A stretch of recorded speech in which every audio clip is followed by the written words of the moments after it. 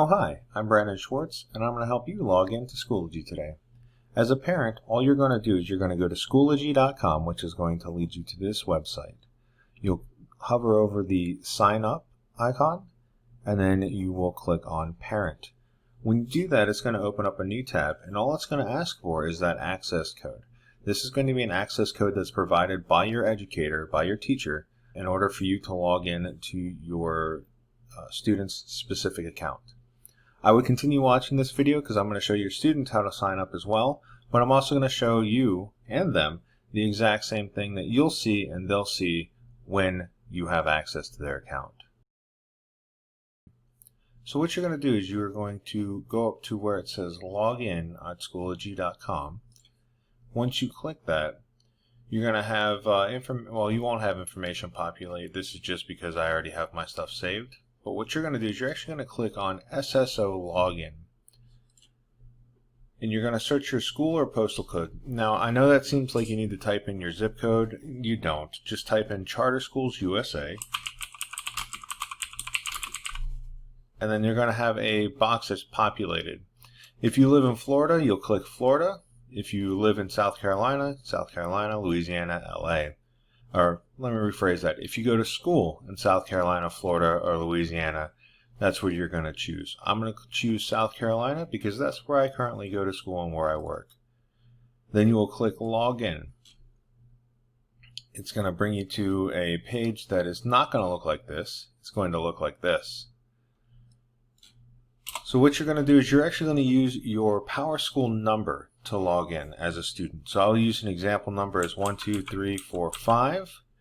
Then you're going to put @CSUSA, and this is the only place that it'll differ, is because wherever you're going to school is where you're going to put that that state initials. So for Florida it'll be FL, for South Carolina it'll be SC, for Louisiana LA, North Carolina NC, and so on and so forth. Then you will type student. So CSUSA FL student.org. And that's actually your email that's set up when you join in the school. So every student has an email, which is awesome. It's your PowerSchool number at CSUSA, your state code, student.org. Then you'll click next, and your password is going to be your first initial, last initial, and your date of birth.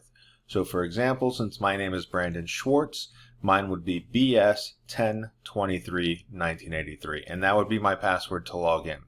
Much like Clever is, much like your login to Clever would be. So let me go ahead and open up a new Schoology tab so I can just log in real quick, and I'll show you what it's going to look like as a student. Alright, jumping through all the hoops that I have to do to log in. And what I actually did was I created an example class, so that way I could put somebody in there and show you exactly what it's going to be looking like as a student. So when you log in, you won't see all this stuff. You're going to see everything that pertains to you as a student in the courses that you're enrolled in. So for the example course that I made, I just titled it Example Class because I'm not super creative when it comes to making new courses. But what I did was I enrolled my wife so that way I could view the course as her. So I made her a student so that way we can see exactly what it's going to look like when you look at this class. So if we come over to updates, this is where your teacher will post things that they would like you to know or information that they need you to be aware of. So I just posted something real quick. Just take a look at the moments, or take a moment to look at the left and take a moment to look at your right.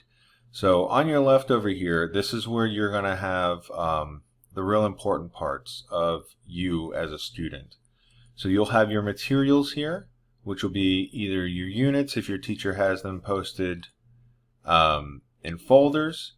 And in this case, I put up a discussion board and an assessment, so that way it would give you an example of what they look like. It'll have your grades down here where it says grades.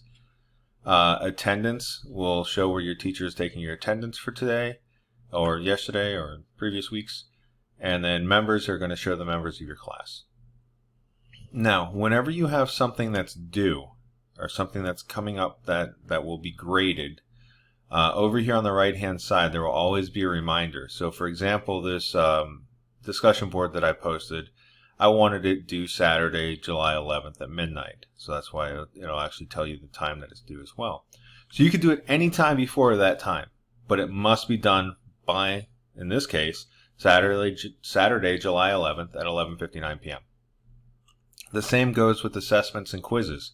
So I made an assessment that says week 1 quiz.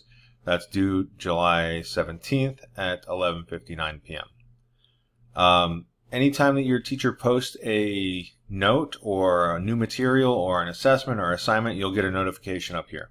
A lot of this is going to look really familiar to you guys. It's essentially a social media platform that was turned into a school platform for students and teachers to make it a lot easier on our lives, since we're going mostly digital or some digital this year.